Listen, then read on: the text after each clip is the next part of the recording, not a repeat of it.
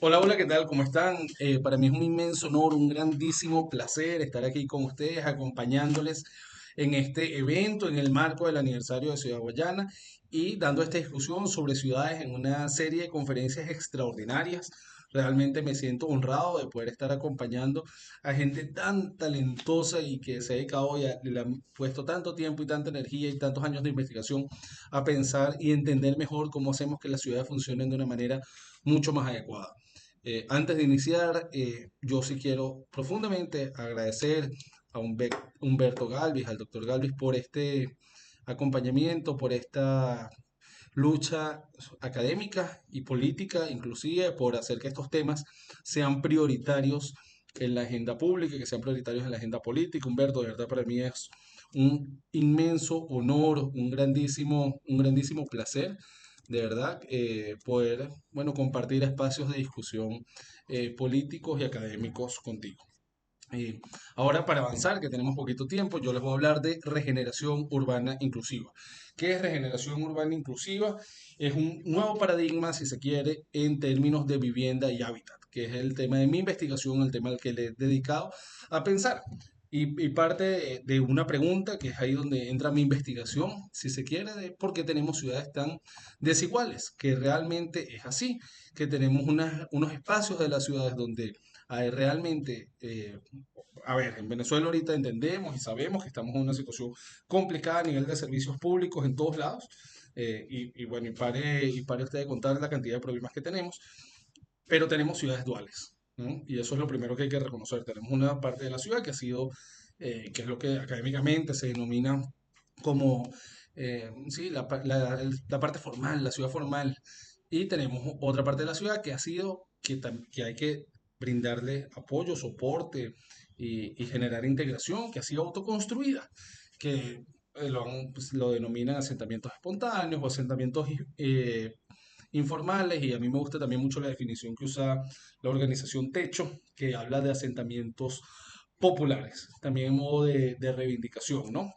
Entonces, ¿qué es lo que nosotros vemos ahí? Que hay una parte de la ciudad que tiene más oportunidades porque tiene mejores servicios, porque, sí, en general tiene mejores servicios, además de otro tipo de oportunidades como espacios públicos y además reconocimiento, legalidad en la tenencia de su vivienda, y otra parte de la ciudad que no cuenta con nada de esto, lo cual hace que sea mucho más difícil echar para adelante.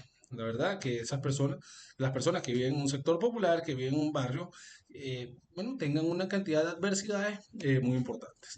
Y ahí es importante mencionar, y yo sí quisiera resaltar, que la pobreza y vivir en condiciones de pobreza resta libertad. Si nosotros queremos tener un país que viva en libertad, y ese es el anhelo y lo que buscamos, pues reducir las condiciones de pobreza que al final restan oportunidades, que restan libertad, es absolutamente clave, absolutamente indispensable, fundamental, y es algo que tenemos que hacer, algo que tenemos que lograr y poner en la agenda. Reducir la pobreza, erradicar la pobreza, y eso pasa por entender la pobreza.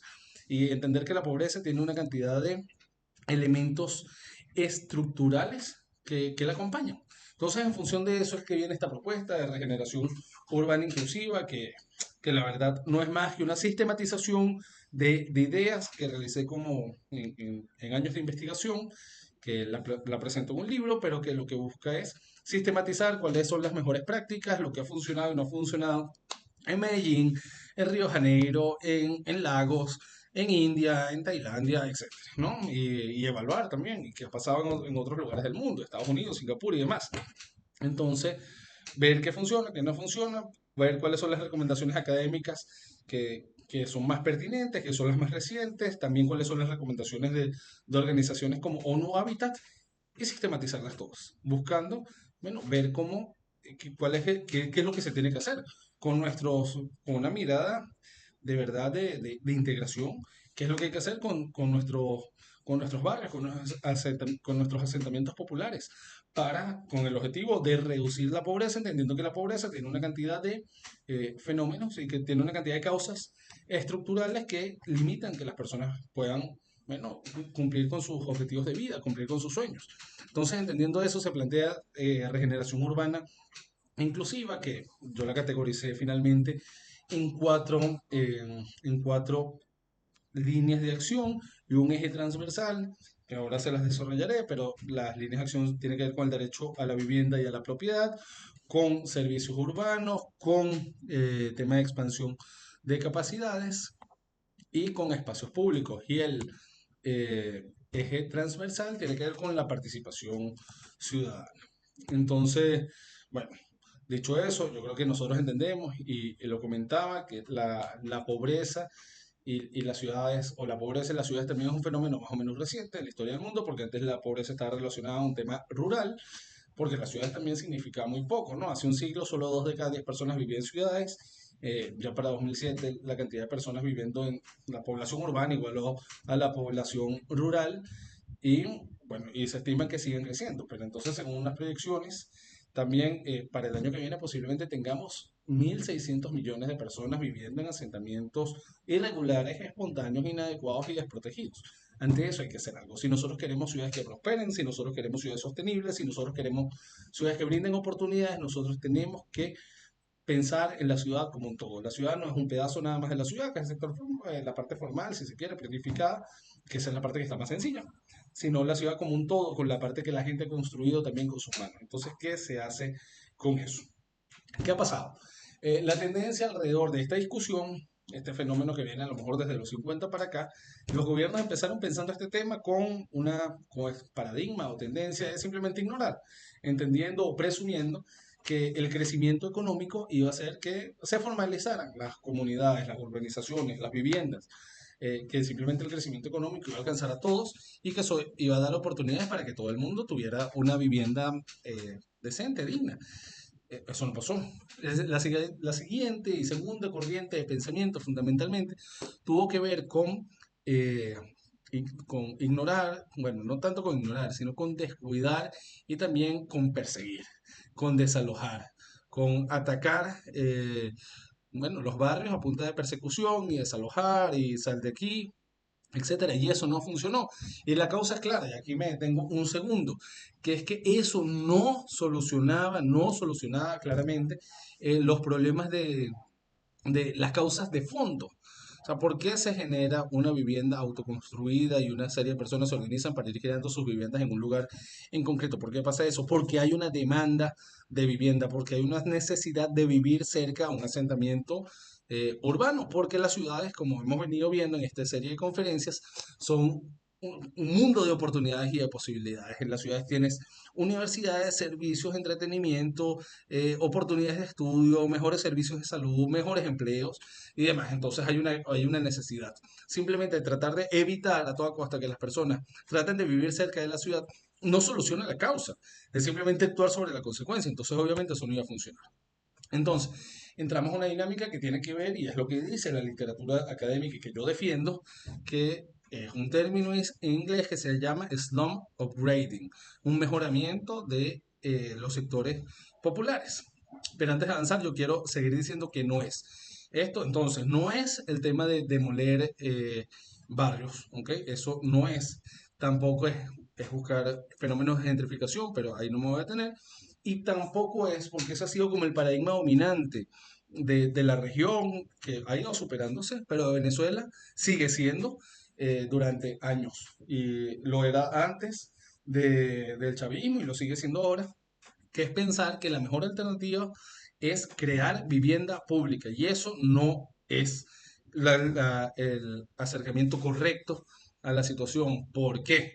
Hay un tema pragmático, de verdad, y si uno quiere hacer políticas públicas de forma responsable, tiene que basarse en la evidencia y entender que hay necesidades infinitas y que los recursos son profundamente escasos. Y entonces, ¿cuál es el tema? Que hacer viviendas es muy caro, es muy caro. O sea, el sector privado, a ver, hay que generar estrategias para que se creen viviendas, que el sector privado cree viviendas, eso tiene que ver con derechos de propiedad, tiene que ver con varias cosas, además que hay otras alternativas como reformas en las viviendas, como créditos, etcétera, incentivos al sector privado y demás. Pero pensar que la estrategia fundamental para que logremos tener ciudades donde todas las personas puedan vivir en unas comunidades que les brinden oportunidades y que puedan vivir de forma digna, respetuosas con su vida, no puede ser el pensar que hay que crear vivienda pública. Eso no tiene sentido, porque es muy caro. Y les comento, o sea, hay un estudio que habla, y esto es comparable, piénsenlo ustedes mismos también. crear una vivienda de interés social, que son, que no son viviendas de lujo, naturalmente, de unos 50 metros cuadrados, es decir, una vivienda chiquitica, eh, o sea, normal, pero no es una vivienda grande, etcétera. En Colombia te puede costar $15.000, en Perú y Bolivia $20.000, en Venezuela no hay datos oficiales, pero debe estar igualmente por ahí, y si nos vamos a otros países, inclusive mucho más caro. Es decir, la creación de una vivienda, podemos calcular que estaría alrededor de $15.000, entendiendo que se divide el costo de la creación de un edificio, por ejemplo, entre todas las viviendas. En cambio, hay otras experiencias que han logrado dignificar la vida de la gente, brindar oportunidades, como por ejemplo el caso de Medellín, con sus proyectos urbanos integrales, con los PRIMED anteriormente, que son todas las intervenciones, por ejemplo, que se hicieron en la Comuna 13, y eso se calculó los más costosos, que el costo por familia terminó siendo, es decir, por unidad de vivienda, entre $4.000 y $5.000. Es decir, que realizar estrategias de intervención, y ya las voy a desarrollar un poco más, como las que se hicieron en Medellín, sale 4 veces más económico que crear una vivienda pública. Es decir, que con lo que tú creas un edificio de 25 apartamentos, para beneficiar a 25 familias. Si te fueras por otra estrategia, no beneficiarías a 25, sino a 100 personas, a 100 familias, perdón. Entonces hay una diferencia importante. Y cuando habla de Medellín, ¿qué les digo de Medellín? ¿Qué significa esto? Es que en Medellín, por ejemplo, le pusieron hasta escaleras mecánicas, las mejores obras públicas, educación, salud, se controló la violencia, se brindaron oportunidades. Entonces hay un análisis costo-beneficio que claramente demuestra que otra alternativa es mejor, que logra expandir libertades, garantizar oportunidades, eliminar barreras estructurales de la pobreza, nivelar, que es parte del objetivo, los niveles de esfuerzo en los distintos lugares de la ciudad para alcanzar las mismas metas, y eso implica una transformación con la gente. Entonces me tomo estos últimos 2 minutos para explicar un poco más a profundidad el tema de las líneas de acción. El primero tiene que ver con el derecho a la vivienda. Eso implica garantizar la propiedad. Esto en términos concretos es, entre otros elementos, pero es otorgar títulos de propiedad a todas las personas, a todas las personas que han construido su vivienda, para que puedan generar patrimonio, para que puedan heredar, y eso además está demostrado que cambia el tipo de relación que las personas tienen con sus hogares y que tienen con su comunidad. Sí, después de que tienes un título de propiedad, y eso se ha estudiado, las personas empiezan a involucrarse más con su comunidad e invertir más en su hogar. En segundo lugar, hablamos de servicios urbanos. Esto lo que implica es que eh, no simplemente cuando hablamos de regeneración urbana inclusiva es un tema de crear canchas o pintar fachadas, etcétera, que eso puede ser importante, sino igualar el nivel y calidad del servicio prestado en la ciudad formal con el de estos asentamientos. Esto hablamos de electricidad, agua, desechos sólidos, gas doméstico, cañerías, movilidad, telecomunicaciones, internet, invertir en infraestructura. Tercera línea de acción tiene que ver con expansión de oportunidades. Aquí hablamos de garantizar salud de calidad, educación pública y privada que funcione, estrategias para dinamizar la economía local. Y por último, el tema de crear espacios públicos, porque una comunidad tiene que ser mucho más que un espacio donde la gente llega a dormir y ya. Una comunidad no puede ser una suma de viviendas. Una urbanización, un espacio tiene que tener espacios públicos donde la gente se encuentre y pueda compartir. Y ahí la estrategia nos dice que es bueno poner un proyecto grande de envergadura que traiga la atención y es un catalizador de otras inversiones, además de acompañarlo con intervenciones urbanas más pequeñas, tipo acupuntura urbana. Y por último, la participación ciudadana. Para intervenir en lo público es absolutamente indispensable contar con la participación de las personas siempre, sobre todo si estamos hablando a nivel local. Eso es todo. Muchísimas gracias y con todo el agrado del mundo conversaremos muchísimo más. Así que por acá a la hora.